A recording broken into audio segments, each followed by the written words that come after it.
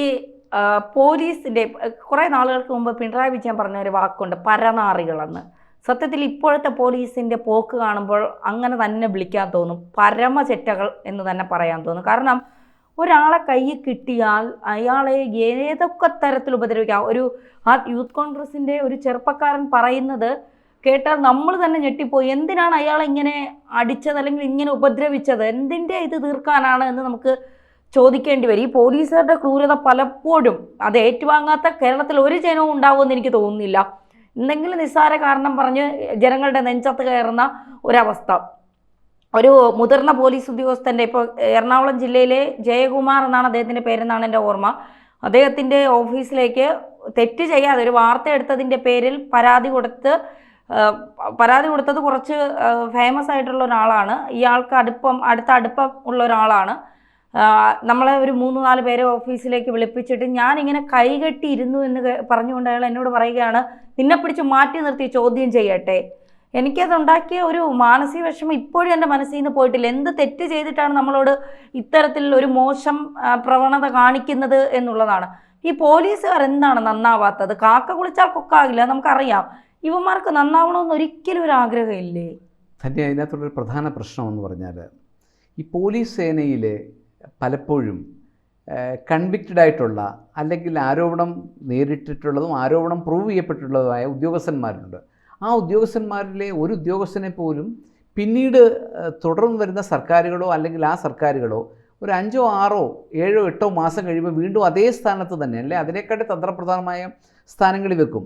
ഞാൻ ഈ ചർച്ചയിലേക്ക് വരുന്ന സമയത്ത് രാവിലെ ശ്രദ്ധയിൽപ്പെട്ടത് SFI പത്തനംതിട്ട ജില്ലാ പ്രസിഡൻ്റായിരുന്ന K. ജയകൃഷ്ണൻ്റെ ഒരു വാർത്തയാണ് ഞാൻ ശ്രദ്ധയിൽപ്പെട്ടത്. മനോരമയും മാതൃഭൂമിയും ഏഷ്യാനെറ്റും എല്ലാം രാവിലെ മുതലേ കാണിച്ചുകൊണ്ടിരിക്കുകയാണ്. 2012 UDF ഭരണകാലത്ത് SFIയുടെ പത്തനംതിട്ട ജില്ലാ പ്രസിഡൻ്റായിരുന്ന K. ജയകൃഷ്ണനെ കോന്നി പോലീസ് ലോക്കപ്പിൽ വെച്ച് വളരെ ക്രൂരമായി മർദ്ദിച്ച് കർണപടവും അടിച്ചു പൊട്ടിച്ച് പെപ്പർ സ്പ്രേ അടിച്ച് വളരെ ബ്രൂട്ടലായി ഉപദ്രവിച്ച് അയാൾ 6 മാസക്കാലം മെഡിക്കൽ കോളേജ് ഹോസ്പിറ്റലിൽ ചികിത്സയിൽ കഴിഞ്ഞ് തുടർന്ന് വന്ന ഈ ഇടതുപക്ഷ സർക്കാർ അന്വേഷണ ഉദ്യോഗസ്ഥനായിട്ട് SP ഹരിശങ്കറെ ചുമതലപ്പെടുത്തി. പത്തനംതിട്ട SP ആയിരുന്ന ഹരിശങ്കർ, ഈ ഉദ്യോഗസ്ഥൻ അന്ന് CI ആയിരുന്ന മധുബാബു, ഇപ്പോഴത്തെ ആലപ്പുഴ DYSP, അയാൾക്കെതിരെ കേസ് രജിസ്റ്റർ ചെയ്യണമെന്നും അയാളെ വകുപ്പിന് തല നടപടി വേണമെന്നും പോലീസ് സേനയുടെ ആത്മാഭിമാനത്തിനും അന്തസ്സിനും കളങ്കമാണെന്നും പറഞ്ഞ ആ ഉദ്യോഗസ്ഥനെ ഇതുവരെ SP ഹരിശങ്കറിൻ്റെ ശുപാർശ ഇതുവരെ നടപ്പിലാക്കുവാൻ കേരളത്തിലെ ഇടതുപക്ഷ സർക്കാരിന് കഴിഞ്ഞിട്ടില്ല. അപ്പം നമ്മൾ മനസ്സിലാക്കേണ്ട ഒരു കാര്യം, ഈ ഒരു ഇടതുപക്ഷ പ്രവർത്തകനായ CPM പ്രവർത്തകനായ മുഖ്യധാരയിൽ മുമ്പിൽ നിൽക്കുന്ന മെയിൻ സ്ട്രീമിൽ നിൽക്കുന്ന ഒരു CPMകാരൻ്റെ അവസ്ഥ ഇതാണെങ്കിൽ ധന്യയുടെ അവസ്ഥയോ എൻ്റെ അവസ്ഥയോ പറയണോ? നമ്മൾ മനസ്സിലാക്കേണ്ട ഒരു കാര്യമുണ്ട്.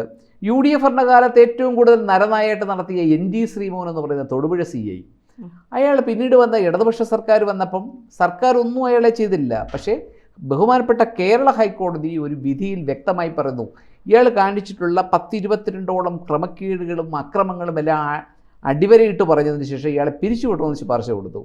ഇടതുപക്ഷ സർക്കാർ, ആദ്യ പിണറായി സർക്കാർ ഇയാളെ പിരിച്ചുവിട്ട് 1.5 വർഷത്തിന് ശേഷം എല്ലാ അംഗീകാരവും മേടിച്ച് സർക്കാരിൻ്റെ ആഭ്യന്തര വകുപ്പിൻ്റെ അടക്കം അംഗീകാരം മേടിച്ച് പിരിച്ചുവിട്ടതിന് ശേഷം 1.5 വർഷത്തിന് ശേഷം ഇയാളൊരു അപേക്ഷ സർക്കാരിലേക്ക് കൊടുക്കുന്നു.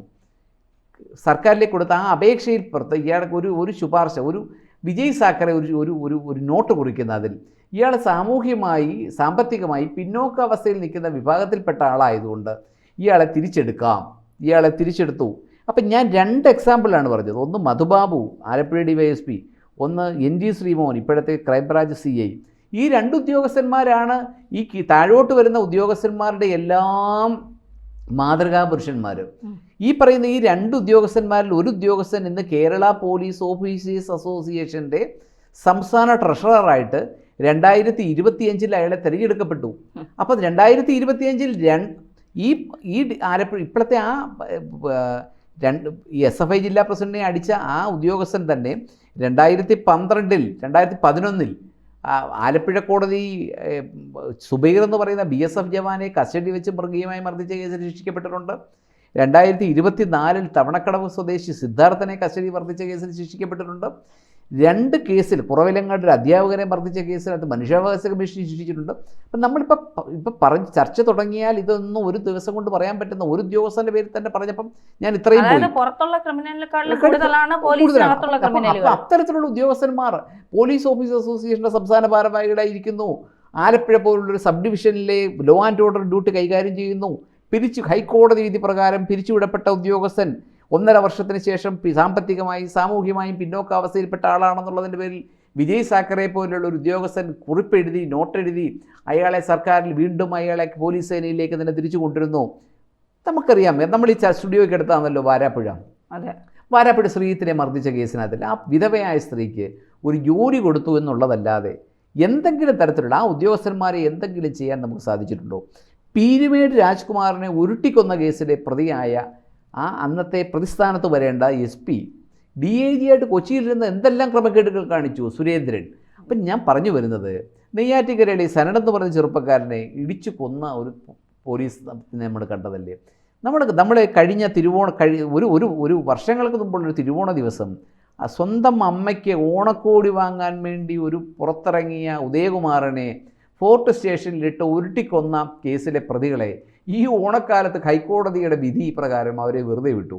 എവിടെയാണ് അവനത് പാളിച്ച് പറ്റിയത്? ഹൈക്കോടതിയെ കുറ്റം പറയാൻ പറ്റുമോ? ഇല്ല. ആ കേസിനകത്ത് കൃത്യമായി അന്വേഷണം നടത്തിയ, ആദ്യം അന്വേഷണം അട്ടിമറിച്ചു. ഡെമ്മി പ്രതികളെ കൊണ്ടാണ് കോടതിയിൽ വന്നത് മാധ്യമങ്ങളുടെ ശ്രദ്ധ തിരിച്ചുവിടാൻ വേണ്ടി. ആ കേസിനകത്തിൻ്റെ മൊത്തം അന്വേഷണവും അട്ടിമറിച്ചു. CBI അവസാനം അന്വേഷണം ഏറ്റെടുത്തപ്പോഴേക്കും കേസിൻ്റെ തെളിവുകൾ മുഴുവൻ നമ്മൾ ധന്യയോ അല്ലെങ്കിൽ ഞാനോ നമുക്കൊക്കെ അറിവുള്ളതിനെക്കാട്ടി കൂടുതൽ പോലീസ് ഉദ്യോഗസ്ഥന്മാർ അല്ലെങ്കിൽ ജുഡീഷ്യൽ ഓഫീസർമാരുടെ അറിവിനെക്കാട്ടിലോ മാധ്യമപ്രവർത്തകരുടെ അറിവിനെക്കാട്ടിലോ ഒരു കേസിൽ എങ്ങനെ മാനിപ്പുലേഷൻ നടത്തണമെന്ന് വ്യക്തമായി അറിവുള്ളവരാണ് പോലീസ്. ആ വ്യക്തമായി അറിവുള്ള പോലീസ് ഉദ്യോഗസ്ഥന്മാർ പലപ്പോഴും റോൾ മോഡലായിട്ട് കാണുന്നത്, ഇതെല്ലാം പ്രചോദനം നൽകുന്നത് ഈ മധുബാബുവും ഈ ശ്രീമോനും അടക്കമുള്ള ഉദ്യോഗസ്ഥന്മാരാണ് ഇവരുടെ എല്ലാം റോൾ മോഡൽ. ഇപ്പോൾ കുന്നംകുളത്ത് നമ്മൾ മനസ്സിലാക്കേണ്ടത്, കുന്നംകുളത്ത് CCTV ഉണ്ടായിട്ട് CCTVയുടെ മുമ്പിൽ വെച്ച് 4 പോലീസ് ഉദ്യോഗസ്ഥന്മാർ ചേർന്ന് ഈ ചെറുപ്പക്കാരനായ സുജിത്ത് അയാളെ മർദ്ദിക്കാൻ CCTVയുടെ മുമ്പിൽ വെച്ച് ഇത്രയും മർദ്ദിച്ചെങ്കിൽ അയാളെ ഇരുട്ടത്ത് അയാൾ എത്രമാത്രം മർദ്ദിച്ചു കാണും. ആ ചെറുപ്പക്കാരൻ വളരെ നിസ്സഹായനായ ഒരു ചെറുപ്പക്കാരനാണ്. ഞാൻ അയാളെ 1-2 ദിവസമായി മാധ്യമങ്ങളിൽ കാണുന്നുണ്ട്. അയാൾക്കൊരു വാക്ക് മാധ്യമങ്ങൾ കൂടി പറയാൻ, ഒരു കള്ളം പറയാൻ പോലും പ്രാപ്യനായ, പിന്നെ അയാൾ ചെയ്തൊരു ഏറ്റവും വലിയ തെറ്റെന്ന് പറഞ്ഞാൽ അയാൾ യൂത്ത് കോൺഗ്രസിൻ്റെ മണ്ഡലം പ്രസിഡൻ്റായിപ്പോയി. കാരണം ഇതുപോലൊരു പാഴ് സംഘടന കേരളത്തിലില്ല. യൂത്ത് കോൺഗ്രസ്സുകാരനെ അടിച്ചാൽ അടുത്ത സർക്കാർ വരുമ്പോൾ യൂത്ത് കോൺഗ്രസ് അവിടെ തന്നെ SFIക്കാരനെ അടിച്ചുകൊണ്ട് ചിലപ്പോൾ ഒന്നുമല്ല ഇയാളെ പത്തനംതിട്ട പോസ്റ്റ് ചെയ്തില്ല എന്ന് പറയാം. പക്ഷേ യൂത്ത് കോൺഗ്രസ്സുകാരനെ അടിച്ചാൽ കോൺഗ്രസ് സർക്കാർ വരുമ്പോൾ അവിടെ തന്നെ നിയമനം കൊടുക്കും. ഈ VD സതീശന് ഇതിനെപ്പറ്റി അറിയത്തില്ലയോ? 2 വർഷം മുമ്പ് ഈ CCTV ഫുട്ടേജ് ഉദ്യോഗസ്ഥന്മാരെല്ലാം കണ്ടതാണ്. അന്ന് അവിടെ ഇരുന്ന DIG മുമ്പിരുന്ന്, ഇപ്പോഴത്തെ DIG ഹരിശങ്കർ അല്ല, അതിന് മുമ്പിരുന്ന DIG ഈ CCTV എല്ലാം കണ്ടതിന് ശേഷമാണ് ഭാര്യ വീടിൻ്റെ അടുത്തോട്ട് ഇയാൾക്ക് സ്ഥലം മാറ്റം കൊടുത്തു. ഈ 4 ഉദ്യോഗസ്ഥന്മാർക്കും ഭാര്യ വീടിന്. കാരണം ദൂരെയായിരുന്നു, ഇത്രയും ബസ്സിൽ കയറി വന്ന് ബുദ്ധിമുട്ടണ്ട, അല്ലെങ്കിൽ വണ്ടി ഓടിച്ച് ഇത്രയും പെട്രോളിൻ്റെ പൈസ കളയണ്ട, നീ പോയി അവിടെ. പോലീസ് ഉദ്യോഗസ്ഥന്മാരെ സംബന്ധിച്ച് പറഞ്ഞാൽ ഈ പോലീസ് ഉദ്യോഗസ്ഥന്മാരെ ഇപ്പോൾ സസ്പെൻഡ് ചെയ്താലുള്ള ഗുണം എന്തുവാ? നമ്മൾ വിരിച്ച് തറയെ കിടക്കുന്ന ഒരുത്തരെ നല്ല ഫോംസിൻ്റെ നല്ല മെത്തയിലോട്ട് കിടത്തി നല്ല ബെഡ്ഷീറ്റ് പിടിച്ച് കിടത്തുന്നവണൊക്കെ ഉള്ളൂ. സസ്പെൻഷൻ എന്ന് പറയുന്നത് ഒരു നടപടിയേ അല്ല. അപ്പോൾ ഇത്തരത്തിൽ ക്രിമിനൽ പശ്ചാത്തലമുള്ള പോലീസ് ഉദ്യോഗസ്ഥന്മാരെ പിരിച്ചുവിടണം. ഏറ്റവും വലിയ വിരോധാഭാസം ഇതിനകത്ത് എന്താണെന്ന് ചോദിച്ചാൽ, ഏറ്റവും കൂടുതൽ പോലീസ് മർദ്ദനം അനുഭവിച്ച് നമ്മുടെ മുഖ്യമന്ത്രി, ബഹുമാനനായ മുഖ്യമന്ത്രി പിണറായി വിജയൻ, അദ്ദേഹം നിയമസഭയിൽ നടത്തിയൊരു പ്രസംഗം കൊണ്ട്, വൈകാരികമായ പ്രസംഗം, അദ്ദേഹത്തിന് മർദ്ദനമേറ്റതിനെ പറ്റി. അത്തരത്തിൽ മർദ്ദനമേറ്റ് വളരെ അവശനാക്കി മൃതപ്രായനാക്കിയ ഒരു മുഖ്യമന്ത്രി, ആ മുഖ്യമന്ത്രി ആഭ്യന്തരമന്ത്രിയായിരുന്ന കാലഘട്ടത്തിലാണ് ഇതൊക്കെ നടക്കുന്നതെന്നുള്ളതാണ് ഇതിനകത്ത് ഏറ്റവും സങ്കടകരമായ കാര്യം. ഈ പോലീസ് ഉദ്യോഗസ്ഥന്മാരെ നിലയ്ക്ക് നിർത്താൻ ഈ കഴിഞ്ഞ പലപ്പോഴും നമ്മൾ UDFും LDFും തമ്മിലുള്ള വ്യത്യാസമായി നമ്മൾ കണ്ടുകൊണ്ടിരുന്നത്, UDF കാലത്ത് സർക്കാരിൻ്റെ പോലീസിൻ്റെ പുറത്തൊന്നും വലിയ സ്വാധീനം അല്ലെങ്കിൽ നിയന്ത്രണം കാണുന്നില്ലായിരുന്നു. പക്ഷേ കഴിഞ്ഞ കുറച്ച് കാലമായി പോലീസിൽ നമ്മൾ പലപ്പോഴും ഈ മാധ്യമങ്ങൾ പോലും അതിൻ്റെ ദിശ പലപ്പോഴും മാറ്റിയാണ് ചർച്ച ചെയ്യുന്നത്. MR അജിത് കുമാർ ട്രാക്ടറിൽ പോയതാണ് ഏറ്റവും വലിയ വിവാദം. പക്ഷേ സത്യത്തിൽ പ്രധാനമായും ചർച്ച ചെയ്യേണ്ട വിഷയം ഏതാണ്? ചർച്ച ചെയ്യേണ്ട വിഷയം പോലീസിലെ ഞാൻ പറഞ്ഞത് MR അജിത് കുമാർ ന്യായീകരിക്കാൻ പറഞ്ഞതല്ല, പക്ഷേ പോലീസിലെ ക്രിമിനലുകളെ പറ്റിയാണ് ആദ്യം ചർച്ച ചെയ്യപ്പെടേണ്ടത്. പോലീസിലെ ക്രിമിനൽ വൽക്കരണത്തെ പറ്റിയാണ് ആദ്യം ചർച്ച ചെയ്യപ്പെടേണ്ടത്. കേസുകൾ, കസ്റ്റഡി മർദ്ദന കേസുകൾ പ്രതികളായി കിടക്കുന്ന എത്രയോ പോലീസ് ഉദ്യോഗസ്ഥന്മാരുണ്ട്. നമുക്കറിയാം, നമ്മളൊരു താനൂര് ഒരു കൊലപാതകം, ആ കൊലപാതകത്തിനകത്തിലെ പോലീസ് ഉദ്യോഗസ്ഥന്മാർ ഇന്നും പോലീസ് സേനയിലില്ലേ? കേരളത്തിലെ ഓരോ പുത്തൂർ സമ്പത്ത് വധക്കേസിലെ പ്രതികൾ, പുത്തൂർ സമ്പത്തിനെ കൊന്ന് കസ്റ്റഡിയിൽ വെച്ച് പിന്നെ പലപ്പോഴും പോലീസ് ചെയ്യുന്നൊരു കാര്യമുണ്ട്. ഒരു കേസിൽ പോലീസ് ഒരുത്തനെ ഉപദ്രവിച്ചാൽ അവൻ പ്രതിയാണ് അല്ലെങ്കിൽ പോലും അവനെ പ്രതിയാക്കി എന്തെങ്കിലും തരത്തിലുള്ള പരാതികൾ അവൻ്റെ പുറത്ത് കെട്ടിവെച്ചുകൊണ്ട് അവനെ പ്രതിയായിട്ടങ്ങ് മുദ്രകുത്തും. അല്ലെങ്കിൽ അവൻ്റെ പുറത്തൊരു എന്തെങ്കിലും തരത്തിലുള്ള കുറച്ച് അടുപ്പിച്ച് കേസുകൾ എടുക്കും.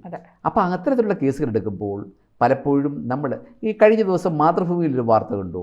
ഈ ഒരു ഒരു ഒരു ഒരു സ്വർണ്ണക്കടയിൽ CI ആയിരുന്ന ഒരാൾ ഒരു സ്വർണ്ണക്കടയിൽ ചെന്നിട്ട് സ്വർണം അയാളുടെ ബന്ധുവിന് വേണ്ടി സ്വർണം ആവശ്യപ്പെട്ട് സ്വർണം കൊടുക്കാഞ്ഞതിന് അയാളെ 24ഓളം കേസുകൾ പ്രതിയാക്കി. ഈ സ്വർണ്ണം ഒരു ജുവലറിക്കാരനെ സംബന്ധിച്ച് പറഞ്ഞാൽ, ഒരു ചെറുകിട ജുവലറിക്കാരനെ ഏതെങ്കിലും കള്ളനെ കൊണ്ട് കൺഫെഷൻ പറയിപ്പിച്ചാൽ പോരെ, ഞാൻ സ്വർണം വിറ്റത് ഇന്ന ജുവലറിയിലാണ് എന്ന് പറയിപ്പിച്ചാൽ. അപ്പം പലപ്പോഴും പോലീസിനെതിരെ അതിന് രാഷ്ട്രീയക്കാരുടെ പിൻബലമുണ്ട്, ഉദ്യോഗസ്ഥന്മാരുടെ പിൻബലമുണ്ട്. ഇതാണ് പോലീസ് നന്നാവണമെങ്കിൽ പോലീസിലെ ക്രിമിനലുകളെ പൂർണ്ണമായിട്ടും മാറ്റി നിർത്തുന്ന സാഹചര്യം ഉണ്ടാവണം. തീർച്ചയായും അത് ട്രെയിനിങ് കാലയളവിൽ തൊട്ട് ശ്രദ്ധിക്കണം.